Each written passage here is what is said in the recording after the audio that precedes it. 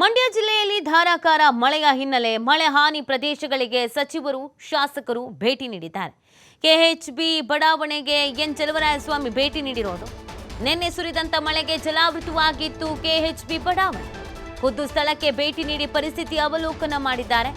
ಸ್ಥಳೀಯರು ಅಧಿಕಾರಿಗಳಿಂದ ಮಾಹಿತಿಯನ್ನು ಪಡ್ಕೊಂಡಿದ್ದಾರೆ. ಖುದ್ದಾಗಿ ಸಚಿವ ಚಲುವರಾಯಸ್ವಾಮಿ ಇವರಿಗೆ ಶಾಸಕ ಗಣಿಗ ಪಿ ರವಿಕುಮಾರ್ ಕೂಡ ಸಾಥ್ ನೀಡಿದ್ದಾರೆ. ಮಳೆಯ ಅವಾಂತರ ಸಾಕಷ್ಟು ಪ್ರಮಾಣದಲ್ಲಾಗಿದೆ. ಅಪಾರ ಪ್ರಮಾಣದಲ್ಲಿ ಹಾನಿ ಕೂಡ ಸಂಭವಿಸಿದೆ. ಇದನ್ನ ನೋಡೋದಕ್ಕೆ ಅಂತ ಸಚಿವರು ಶಾಸಕರು ಆಗಮಿಸಿರೋದು.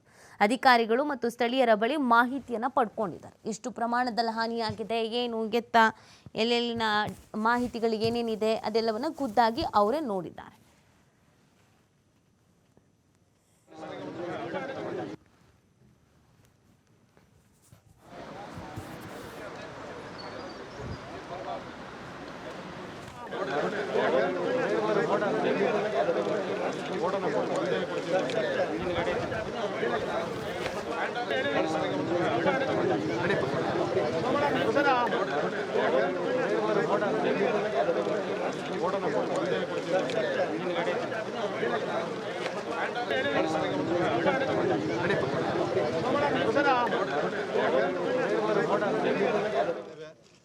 ನಮ್ದು ಬರೀ ತಡೆಗೋಡೆ, ಕುಡಿಯುವ ನೀರು ಮತ್ತೆ ಯುಜಿಡಿ ಇಷ್ಟೇ ಸಮಸ್ಯೆ. ಲೈಟ್ ಕಂಬ ಸಮಸ್ಯೆ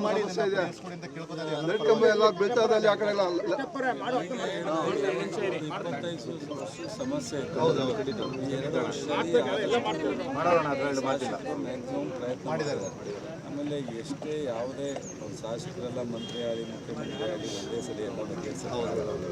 ಸೊ ಕಳೆದ 80 ವರ್ಷ ಸ್ವಾತಂತ್ರ್ಯ ನಂತರ ಇನ್ನೂ ಈ ಸಮಸ್ಯೆ ಇದೆ ಅಂತ ನೀವೆಲ್ಲ ಅರ್ಥ ಮಾಡ್ಕೋಬೇಕು. ಸೊ ಈ ಎಷ್ಟು ಮ್ಯಾಕ್ಸಿಮಮ್ ಕಾನ್ಸಂಟ್ರೇಟ್ ಮಾಡೋಕ್ಕಾಗೋದು ಮಾಡಿದ್ದಾರೆ. ಸೊ ಡಿ ಸಿನೂ ಇದ್ದಾರೆ, ಮೂಡ ಕಮಿಷನರು ಇದ್ದಾರೆ, ಅಧ್ಯಕ್ಷರು ಇದ್ದಾರೆ, ಶಾಸಕರು ಇದ್ದಾರೆ.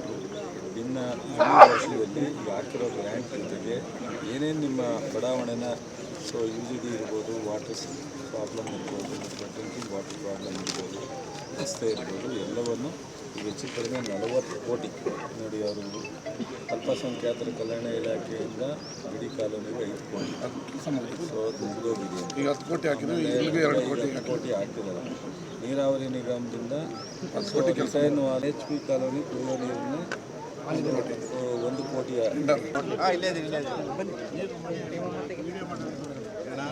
ಕೋಟಿಯಿಂದ ಮೇಲೆ ಗೇರು ಮಾಡ್ತಾರಣ ಕೆಲಸ.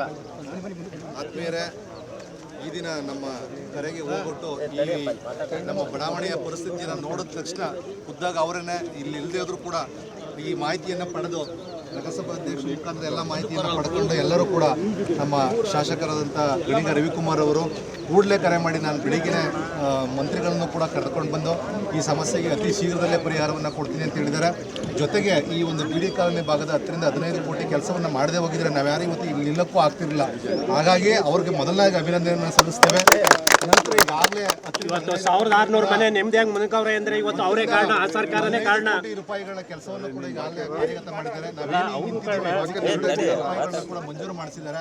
ಹಾಗೂ ನಗರಸಭೆ ಮತ್ತೆ ಶಾಸಕ ಅನುದಾನ ಅಡಿಯಲ್ಲಿ 1.5 ಕೋಟಿ ರೂಪಾಯಿನ ಕುಡಿಯುವ ನೀರು ಕೂಡ ಇದು ಹೆಚ್ಚು ಕಡಿಮೆ 10-15 ವರ್ಷದ ಸಮಸ್ಯೆನ ತಕ್ಷಣ ಪರಿಹಾರ ಮಾಡಿದ್ರೆ 1-2 ತಿಂಗಳಲ್ಲಿ ಪರಿಹಾರ ಮಾಡಿಕೊಟ್ಟಿದ್ದಾರೆ. ಅವ್ರಿಗೂ ಕೂಡ ಮತ್ತೊಮ್ಮೆ ಅಭಿನಂದನೆಯನ್ನು ಶಾಸಕರಿಗೆ ಸಲ್ಲಿಸ್ತೀರಿ. ಇವತ್ತು ನಮಗೆ ಇನ್ನೊಂದು ಸೌಭಾಗ್ಯ ಅಂದರೆ ನಮ್ಮ ಮಂತ್ರಿಗಳು ಕೂಡ ಬಂದಿರೋದ್ರಿಂದ ಅವರು ಕೂಡ ಈ ಎಲ್ಲ ಅವರ ಕಾರ್ಯವೈಖರಿಯನ್ನು ಮೆಚ್ಚಿದ್ದಾರೆ. ಜೊತೆಗೆ ಇನ್ನೂ ಹೆಚ್ಚಿನ ಹಾಗೂ ಮಾನ್ಯ ಶಾಸಕರು ಕೂಡ ಈ ಮನವಿಯನ್ನು ಸಲ್ಲಿಸ್ತಾ ಇದ್ದೇವೆ. ನಮ್ದು ಬರೀ ತಡೆಗೋಡೆ, ಕುಡಿಯುವ ನೀರು ಮತ್ತೆ ಯುಜಿಡಿ ಇಷ್ಟೇ ಸಮಸ್ಯೆ. ಲೈಟ್ ಕಂಬ ಅಂತ ಕೇಳ್ಕೊತಾರೆ. ಲೈಟ್ ಕಂಬ ಎಲ್ಲ ಬೀಳ್ತಾದಲ್ಲಿ ಆ ಕಡೆ ಸಮಸ್ಯೆ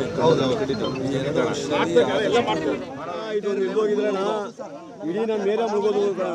ಈಗ ಈ ಭಾಗದಲ್ಲೆಲ್ಲ ಇದೀವಲ್ವಾ,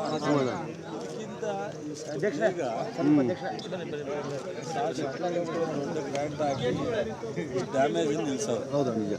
ಒಂದೇ ಸಲ ಎಲ್ಲವನ್ನೂ ಮಾಡ್ಲಿಕ್ಕಾಗಲ್ಲ. ಭಾಳ ವರ್ಷದಿಂದ ಹೆಚ್ಚು ಕಡಿಮೆ 10-15 ವರ್ಷದಿಂದ ಈ ಸಮಸ್ಯೆ ಇದೆ. 25 ವರ್ಷ ಇತ್ತು ಅಣ್ಣ. 2004ರಿಂದನೇ ಪೀಡಿಗಳ ಸಮಸ್ಯೆ ಇದ್ದಿದ್ದು. ಸೊ ಈಗ ಬೇರೆ ತಿರ್ಗಿ 15 ಕೋಟಿ ಆ ಕಾಲದ ಸರಿ ಮಾಡೋದು, ಮತ್ತು 2 ಕೋಟಿ ರಸ್ತೆ ಈಗ ಅಟ್ಲೀಸ್ಟ್ ಕ್ಲೀನ್ ಮಾಡೋದಕ್ಕೆ ಹೌಸಿಂಗ್ ಬೋರ್ಡ್ನವ್ರಿಗೂ ಯಾರು ಹೌಸಿಂಗ್ ಬೋರ್ಡ್ ಯಾರಿದ್ದಾರೆ? ಕೃಷ್ಣಪ್ಪರ ಹೌದೌದು ಕಂಪ್ಲೀಟ್ ಸರ್ ಇಲ್ಲೇ ಮುಗಿದ್ರು ಸರ್. ಈಗ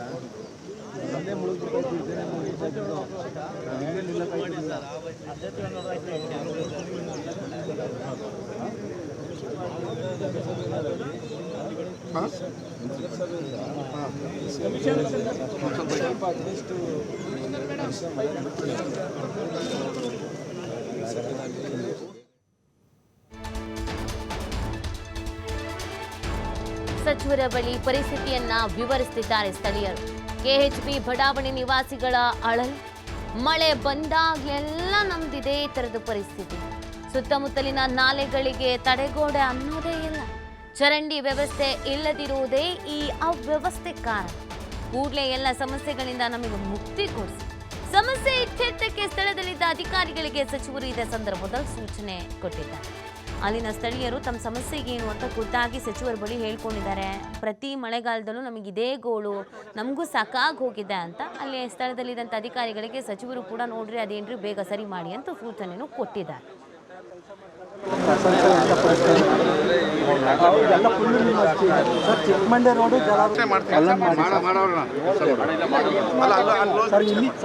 ಆಮೇಲೆ ಲೈಟ್ಗಳು ಒಂದು ಊರಿಯಲ್ಲ ಸರ್ ಇಲ್ಲಿ ಸರ್. ಆಮೇಲೆ ಕೆಲಸ ಮಾಡೋ ಒಳ್ಳೆ ಕೆಲಸ ಮಾಡೋದು ಸಂತೋಷ ಅಲ್ವಾ? ನೋಡ್ಬೇಕು ಸರ್ ಇಲ್ಲಿ ಸರ್ ಇಲ್ಲಿ ಬೀದಿನ ಒಂದು ಲೈಟ್ ಸರ್ ಕೇಳ್ರಿ, ಕೆಲಸ ಮಾಡದೇ ಇದ್ರೆ ತೊಂದರೆ, ಮಾಡಿದ್ರೆ ಖುಷಿ ಅಲ್ವಾ? ಮಾಡಿದ್ರೆ ಖುಷಿ ಇಷ್ಟು ಗಂಟೆ ಕಾಯ್ಬೇಕಲ್ಲ ಸರ್. ನೀವು ನೋಡೋದು ಸಾಕು. ಇಲ್ಲೇ ನೋಡಿ, ಇಷ್ಟು ಗಂಟೆ ಕಾಯ್ಬೇಕು.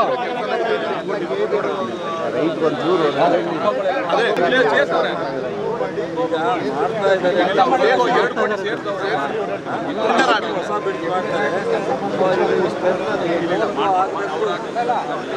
ಕೆಲಸ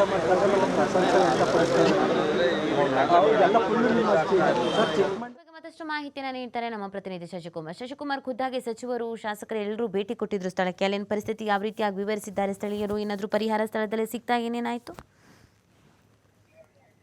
ಏನು ಮಂಡ್ಯದಲ್ಲಿ ಕಳೆದ 2 ದಿನಗಳಿಂದ ನಿರಂತರವಾಗಿ ಸುರಿತಿರ್ತಕ್ಕಂಥ ಮಳೆಯಿಂದ ಸಾಕಷ್ಟು ಹಾನಿಗಳು ಆಗ್ತಿರ್ತಕ್ಕಂಥದ್ದು. ಅದರಲ್ಲೂ ಕೂಡ ಮಂಡ್ಯ ನಗರದ ಕೆರೆಯಂಗಳದಲ್ಲಿರ್ತಕ್ಕಂಥ ಕೆಎಚ್ಬಿ ಕಾಲೋನಿ, ಬಿಡಿ ಕಾರ್ಮಿಕರ ಕಾಲೋನಿ, ಇತರೆ ಬಡಾವಣೆಗಳಿಗೆ ಸ್ವತಃ ಸಚಿವರೇ ಇವತ್ತು ಖುದ್ದು ಭೇಟಿಯನ್ನ ನೀಡಿದ್ರು. ಸಚಿವರಾಗಿರ್ತಕ್ಕಂಥ ಚಲುವರಾಯಸ್ವಾಮಿ, ಸ್ಥಳೀಯ ಶಾಸಕರಾಗಿರ್ತಕ್ಕಂಥ ರವಿಗಣಿಗ ಅವರು ಸೇರಿದಂತೆ ಜಿಲ್ಲಾಧಿಕಾರಿ, ಜಿಲ್ಲಾ ಪೊಲೀಸ್ ವರಿಷ್ಠಾಧಿಕಾರಿಗಳು, ಸಿಇಒ ಸೇರಿದಂತೆ ಸಂಬಂಧಪಟ್ಟ ಅಧಿಕಾರಿಗಳ ನಿಯೋಗವನ್ನೇ ಇವತ್ತು ಆ ಸ್ಥಳಕ್ಕೆ ಕರ್ಸ್ಕೊಂಡಿದ್ರು. ಅಂದ್ರೆ ಪದೇ ಪದೇ ನಿರಂತರವಾಗಿ ಕೆಎಚ್ಬಿ ಬಡಾವಣೆಯಲ್ಲಿ ಈ ರೀತಿ ಮಳೆ ಬಂದಾಗಲೆಲ್ಲ ಕೂಡ ಈ ರೀತಿ ಜಲಾವೃತ ಆಗ್ತಕ್ಕಂಥದ್ದು ಸರ್ವೇ ಸಾಮಾನ್ಯ ಆಗಿದೆ. ಹೀಗಾಗಿ ನಮ್ಗೆ ಶಾಶ್ವತವಾದಂತ ಪರಿಹಾರವನ್ನ ಕಲ್ಪಿಸ್ಕೊಡ್ಬೇಕು. ಪಕ್ಕದಲ್ಲಿ ಇರ್ತಕ್ಕಂಥ ಏನು ರಾಜಕಾಲುವೆಗಳಿರ್ಬೋದು ಅಥವಾ ನಾಲೆಗಳಿರ್ಬೋದು, ಅದು ಓವರ್ಫ್ಲೋ ಆಗಿ ಇಂಥ ಸಂದರ್ಭದಲ್ಲಿ ನಮ್ಮ ಮನೆಗಳಿಗೆ ಕೂಡ ನೀರು ನುಗ್ಗಿ ನಾವು ವಾಸ ಮಾಡ್ಲಿಕ್ಕೆ ಕೂಡ ಪ್ರತಿನಿತ್ಯ ತೊಂದರೆ ಆಗ್ತಿದೆ. ಮಳೆ ಬಂದಾಗ ಈ ರೀತಿಯ ನಿರಂತರ ಒಂದು ಸಂಕಷ್ಟವನ್ನ ಎದುರಿಸ್ತಾ ಇದೆ. ಇದಕ್ಕೊಂದು ಶಾಶ್ವತವಾದಂತ ಪರಿಹಾರವನ್ನ ಕಲ್ಪಿಸ್ಕೊಡ್ಬೇಕು ಅನ್ನೋ ಒಂದು ಮನವಿಯನ್ನ ಸಚಿವರ ಬಳಿ ಕೊಡ್ಕೊಂಡಿರ್ತಕ್ಕಂಥದ್ದು. ಸಂಬಂಧಪಟ್ಟ ಅಧಿಕಾರಿಗಳು ಮತ್ತೆ ಸ್ಥಳೀಯರಿಂದ ಮಾಹಿತಿ ಪಡೆದಂತ ಸಚಿವರು ಈ ಸಂಬಂಧಪಟ್ಟ ಅಧಿಕಾರಿಗಳಿಗೆ ಅಗತ್ಯವಾದಂತ ಎಲ್ಲ ಸೌಲಭ್ಯಗಳನ್ನ ಒದಗಿಸ್ಲಿಕ್ಕೆ, ಅಂದ್ರೆ ತಡೆಗೋಡೆಗಳನ್ನ ನಿರ್ಮಾಣ ಮಾಡ್ಲಿಕ್ಕೆ, ನಾಲೆಗಳಲ್ಲಿ ಏನು ಓವರ್ಫ್ಲೋ ಆಗಿ ರಾಜಕಾಲುವೆಯಿಂದ ಅಥವಾ ಚರಂಡಿಗಳಿಂದ ಓವರ್ಫ್ಲೋ ಆಗಿ ನೀರು ಬರ್ತಿತ್ತು, ಅದಕ್ಕೆ ಹೆಚ್ಚುವರಿ ತಡೆಗೋಡೆಯನ್ನ ನಿರ್ಮಾಣ ಮಾಡುವಂತದ್ದು ಇರ್ಬೋದು. ಇನ್ನು ರಸ್ತೆ ಅಭಿವೃದ್ಧಿ ಸೇರಿದಂತೆ ಒಟ್ಟು ಬರೀ 3ನೇ ವಾರ್ಡ್ ಒಂದಕ್ಕೇನೆ 41 ಕೋಟಿಗೂ ಹೆಚ್ಚು ಅನುದಾನವನ್ನ ಬಿಡುಗಡೆ ಮಾಡಿದ್ದೇವೆ. ಇಲ್ಲಿ ಈ ಒಂದು ಕೇಸ್ ಉಡಾವಣೆ ಅಥವಾ ಕೆರೆಯಂಗಳ ಏನಿದೆ ಆ ಒಂದು ಸೈಟ್ ಹಂಚಿಕೆ ವಿಚಾರಕ್ಕೆ ಸಂಬಂಧಪಟ್ಟಂತೆ ಈಗಾಗಲೇ ಸಿಬಿಐನಲ್ಲಿ ಪ್ರಕರಣ ದಾಖಲಾಗಿರ್ತಕ್ಕಂಥದ್ದು. ಅಲ್ಲಿ ಸಿಬಿಐನಲ್ಲಿ ನಿರಂತರವಾಗಿ ವಿಚಾರಣೆ ನಡೀತಿರ್ತಕ್ಕಂಥ ಹಿನ್ನೆಲೆಯಲ್ಲಿ ಅಭಿವೃದ್ಧಿಗೂ ಕೂಡ ಒಂದಷ್ಟು ಕುಂಠಿತ ಆಗ್ತಾ ಇರ್ತಕ್ಕಂಥದ್ದು, ತೊಂದರೆ ಆಗ್ತಿರ್ತಕ್ಕಂಥದ್ದು. ಹೀಗಾಗಿ ಯಾವುದೇ ಕಾರಣಕ್ಕೂ ನಾವು ಅದ್ಯಾವುದನ್ನು ಕೂಡ ಲೆಕ್ಕಿಸದಂತೆ ಸ್ಥಳೀಯರ ನೆರವಿಗೆ ಧಾವಿಸ್ತೇವೆ. ಸಂಬಂಧಪಟ್ಟ ಅಧಿಕಾರಿಗಳಿಗೆ ಸೂಚನೆ ಕೊಟ್ಟು ಏನೆಲ್ಲ ಅಭಿವೃದ್ಧಿ ಕಾರ್ಯಗಳಾಗಬೇಕು ಎಲ್ಲವನ್ನು ಕೂಡ ಮಾಡ್ಲಿಕ್ಕೆ ಕ್ರಮ ವಹಿಸ್ತೇವೆ ಅನ್ನೋ ಒಂದು ಭರವಸೆನ ಕೂಡ ಕೊಟ್ಟಿರ್ತಕ್ಕಂಥದ್ದು. ಇದೀಗ ಮಂಡ್ಯ ನಗರವನ್ನ ಮುಗಿಸಿ ಇದೀಗ ಶ್ರೀರಂಗಪಟ್ಟಣ ತಾಲೂಕಿನಲ್ಲಿ ಇರ್ತಕ್ಕಂಥ ಗರ್ಸ್ಕುಪ್ಪೆ ಸೇರಿದಂತೆ ಇತರೆ ಬಡಾವಣೆಗಳು ಕೂಡ, ಅಂದ್ರೆ ಹಳ್ಳಿಗಳಿಗೂ ಕೂಡ ಈಗ ಸಚಿವರ ನಿಯೋಗ ಹೇಳ್ತಾ ಇರ್ತಕ್ಕಂಥದ್ದು ನೀತಿ. ಓಕೆ, ಥ್ಯಾಂಕ್ ಯು ಶಶಿಕುಮಾರ್ ತಮ್ಮ ಡೀಟೇಲ್ಸ್ಗಾಗಿ.